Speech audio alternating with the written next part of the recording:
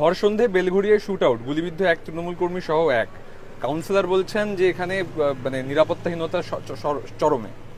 Councillor আমাদের সঙ্গে police মন্ত্রী পদত্যাগ চাক, মমতা ব্যানার্জির পদত্যাগ চাক। মমতা ব্যানার্জির মতো একটা ঘুষখোর অপদার্থকে মন্ত্রী করে রেখে দেবেন, মুখ্যমন্ত্রী করে রেখে দেবেন, একটা ঘুষখোর অপদার্থদের সরকারকে ক্ষমতায় রেখে দেবেন, তারপর আপনার নিরাপত্তাও চাই।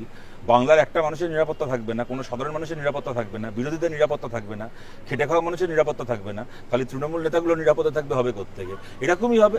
পশ্চিমবাংলায় গুলি বোমা বন্দুকের কালচার আমদানি করেছেন, তাতে তৃণমূলের লোক যেটা মরছে সেটা মরবে। আর যদি বাঁচতে হয় তাহলে সরকারকে পাল্টাতে হবে, আমরাও পাল্টাতে চাই, আপনারাও পাল্টান। গোষ্ঠী কোন্দলে জেরবার শাসকের রাজনীতি, কলুটোলায় দুই শাসক গোষ্ঠীর মধ্যে সংঘর্ষ। এবার এই সংঘর্ষগুলোর কারণগুলোও যদি রাজনৈতিক হতো তাও বুঝতাম যে রাজনৈতিক কারণে এটা একটু মারামারি করছে, কিন্তু দেখবেন প্রতিটা ক্ষেত্রেই সংঘর্ষের কারণটাও হচ্ছে কোথায় কে বালির বকরা পাবে, কোথায় কে বিল্ডিংয়ের বেআইনি ঢালাইয়ের বকরা পাবে, কোথায় কে ভালো করে গরু পাচারের বকরা পাবে, চাকরি বিক্রির বকরা পাবে। সবকিছু হচ্ছে মাল পয়সা, মাল করি ভাগাভাগি নিয়ে ঝামেলা। তৃণমূল কংগ্রেস একটা ক্রিমিনালদের র্যাকেট, একটা ক্রাইম সিন্ডিকেট। ক্রাইম সিন্ডিকেটের মধ্যে যে ধরনের একটা মাফিয়া কার্টেলের মধ্যে যে ধরনের মারামারি হয়, সেই ধরনের মারামারি ওদের মধ্যে থাকবে। এটা কোনো রাজনৈতিক দল নয়, সুতরাং ওদের এই ব্যাপারগুলোও রাজনৈতিক নয়, পুরোটাই ক্রিমিনালদের যেরকম হয় একটা ক্রিমিনাল চক্রে ক্রিমিনালদের মতো পরিণতি হচ্ছে।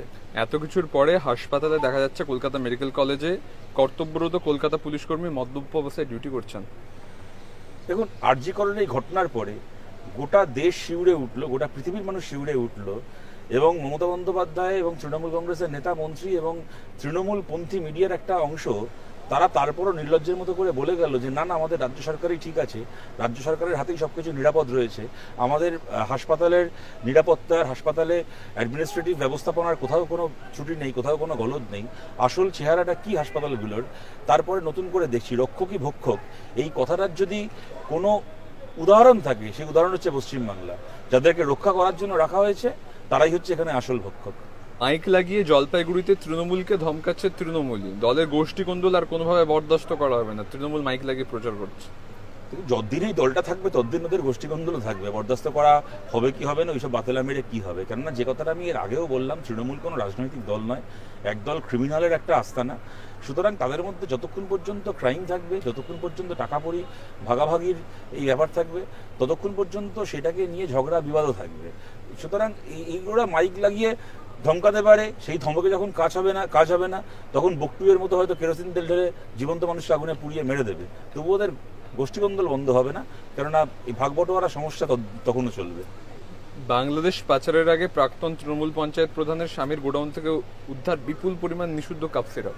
সুতরাং বুঝতে পারছেন যে তৃণমূল কংগ্রেস, এদেরকে আমরা যে দুষ্কৃতী বলি, ক্রিমিনাল বলি, এরা ক্রিমিনাল খালি এই কারণে নয় যে এরা গায়ের জোরে ভোট করে, এরা রাজনৈতিক কারণে ক্ষমতা দখলের জন্য বিরোধীদেরকে খুন করে। এরা তার থেকে অনেক গভীরে এদের ক্রাইম র্যাকেটের শিকড় ডুবে আছে। ইহেন অপরাধ নেই, নারী পাচার থেকে শুরু করে, শিশু পাচার থেকে শুরু করে, বেআইনি ওষুধ পাচার থেকে শুরু করে, ড্রাগস পাচার থেকে শুরু করে, ইহেন অপরাধ নেই যে অপরাধ সংগঠিত হয় এই পৃথিবীর বুকে এবং তৃণমূল তা করে না। মানে কোনো রাজনৈতিক দলে একটা অপরাধী গিয়ে আশ্রয় নিয়েছে সেটা একটা জিনিস, কিন্তু এটা হচ্ছে একদল অপরাধী, তারা মিলে একটা রাজনৈতিক দল তৈরি করেছে খালি দলটাকে সামনে রেখে, যাতে তারা এই কাজগুলোকে চালিয়ে যেতে পারে। দুর্গাপুরে বিয়ে বাড়িতে বরপক্ষ কনেপক্ষের মধ্যে অশান্তি, সেখানে গুলি করে খুন, বন্দুক কি একদম মানে হাতের কাছে চাইলেই পাওয়া যাচ্ছে। এবং এই কথাটাই তো আমরা দীর্ঘদিন ধরে বলে আসছি, পশ্চিমবাংলায় এত সহজে এখন অস্ত্র আমদানি হয়, অস্ত্র মজুদ হয়, হয়তো কিছু জায়গাতে এই অস্ত্রগুলোকে ব্যবহার করতে আনা হয়, এই অস্ত্রগুলোকে দিয়ে আমি ভোট করাবো, এই অস্ত্রগুলোকে দিয়ে আমি পুকুর দখল করব, লোকের জমি দখল করব, কিন্তু তারপরে তো এই অস্ত্রগুলো শুধুমাত্র ওই ভোট করানোর কাজে আর প্রমোটিং করার কাজে সীমাবদ্ধ থাকে না, তারপরে তো সেই অস্ত্রগুলো কলতলার ঝগড়া থেকে শুরু করে বিয়ের বাড়ির ঝামেলা পর্যন্ত সব জায়গায় বেরিয়ে আসে। মানুষের জীবন এখানে এত সস্তা হয়ে গেছে, ছোট ছোট বাচ্চা ছেলে মেয়ের এখন স্কুল কলেজ ছেড়ে রাস্তায় টাউটারি করে ঘুরে বেড়াচ্ছে, তাদের হাতে একটা করে অস্ত্র, তাদের পকেটে একটা করে রিভলভার গোজা। সুতরাং যেগুলো আমরা আগে হিন্দি সিনেমায় দেখতাম, দেখে ভাবতাম বোধহয় না এগুলো অবাস্তব, একটু বাড়িয়ে চড়িয়ে দেখানো হচ্ছে, সেইগুলো এখন পশ্চিমবাংলায় রোজ রোজ একেবারে চর্মচক্ষে দেখতে হচ্ছে। এই অবস্থা হয়ে গেছে আমাদের রাজ্যটায়।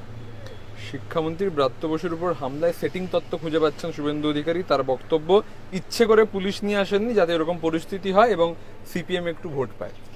তাহলে একই কথা যখন বাবুল সুপ্রিয় ওনার দলে ছিল, আমার খেয়াল নেই তখন আবার শুভেন্দু অধিকারী বাবুল সুপ্রিয় দলে ছিলেন কিনা, এদের কে কখন কোন দলে থাকে পারমুটেশন কম্বিনেশন মনেও রাখা যায় না। তাহলে বাবুল সুপ্রিয় তখন সিপিএম এর সঙ্গে সেটিং করে বিজেপির পক্ষ থেকে সিপিএম এর সঙ্গে সেটিং করেছিলেন। এই ধরনের শুনুন, এই ধরনের অবান্তর কথা।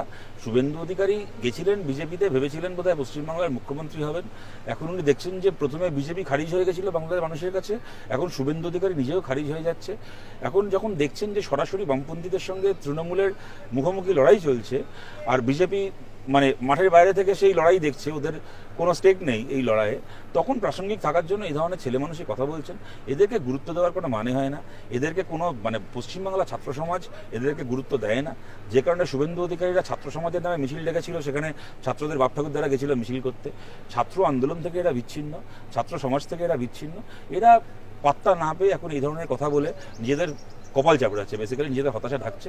ওদেরকে নিয়ে আমরা ভাবিত নই। যাদবপুরের ছাত্র আন্দোলনে শুভেন্দু অধিকারীর বক্তব্যের কোনো গুরুত্ব নেই। অরূপ বিশ্বাস বলেছিলেন 1 মিনিটে যাদবপুর ঠান্ডা করে দেবো। মদন মিত্র বলেছিলেন 30 সেকেন্ডে, একটু বেশি সময় 30 মিনিট চেয়েছেন বিজেপি বিধায়ক অমরনাথ শাখা। দেখুন, এর থেকে একটা জিনিস বোঝা যাচ্ছে, সময়ের একটু এদিক ওদিক হলেও তৃণমূল এবং বিজেপির যাদবপুরের সম্পর্কে মতামত এক, মানসিকতা এক, এবং এদের রাজনৈতিক বক্তব্য এক। এবং এটা হওয়ারই কথা, কারণ আমরা জানি যে দল দুটোই এক পশ্চিমবাংলায়, নেতাগুলোই এক। আজ যে তৃণমূলে কাল সে বিজেপিতে ছিল, আজ যে বিজেপিতে কাল সে তৃণমূলে থাকবে। সুতরাং একই দল, একই নেতা, দুটো আলাদা জামা পরে আলাদা কথা কেন বলবে? তারা এক কথাই বলছে। আমরা এটুকু বলছি অমরনাথ বাবুকে, দেখুন যাদবপুর কেন, আপনারা বিজেপি আর কয়েকদিন ক্ষমতায় থাকলে ভারতে গোটা ভারতের সব ইউনিভার্সিটি এমনি ফাঁকা হয়ে যাবে, কেননা তখন এই ইউনিভার্সিটিতে ছেলেমেয়েরা কেউ আর পড়াশোনা করবে না। এই কদিন আগে দেখলাম কুম্ভে একটা আইআইটি বাবা গাঁজা খেয়ে ঘুরে বেড়াচ্ছে, আইআইটি পাস করে চাকরি বাকরি পায়নি, কুম্ভ মেলায় গিয়ে গাঁজা খেয়ে পড়ে আছে, ভাট বকছে। সেরকম গোটা ভারতেরই দেখবেন ইউনিভার্সিটির আর কলেজের ছেলেমেয়েরা এরকমভাবে কলেজ ইউনিভার্সিটি ফাঁকা করে রাস্তায় গাঁজা খেয়ে ঘুরে বেড়াবে, কেননা চাকরি বাকরি নেই মোদির জমানায়, বেকারি, অশিক্ষা, অনাহার। সুতরাং ইউনিভার্সিটি তো চিরকালই আপনাদের চোখে একটা আতঙ্কের জায়গা। মানে যেখানে সচেতন রাজনীতি হয়, যেখানে ছেলেমেয়েরা সচেতনভাবে নিজের মতামত প্রকাশ করে, তারা তো চিরকালই মানে সজাগ থাকার যুক্তিগুলো এদের চক্ষুশূল চিরকাল। এইটুকু বলি, আপনি বিজেপির বিধায়ক, আপনি বরং এইটা ভাবুন যে যাদবপুর খালি করার কথা ভাবছেন। আমি তো দেখছি বিজেপির এমএলএ অফিসটা খালি হয়ে যাচ্ছে ক্রমশ। 2021 ভোটের পরে 77 জন এমএলএ বসতো আপনাদের এমএলএ অফিসে, এখন সেটা তৃণমূলে যেতে যেতে যেতে যেতে রোল কল করলে এখন বোধহয় 40-45 দাঁড়াবে সংখ্যাটা, বাকিরা সবাই তৃণমূলে ঢুকে গেছে। আপনাদের এমএলএদের ঘরটা কেন খালি হয়ে যাচ্ছে সেটা নিয়ে ভাবুন। যাদবপুর খালি করার চিন্তা আপনাকে কে করতে বললো? Thank you so much.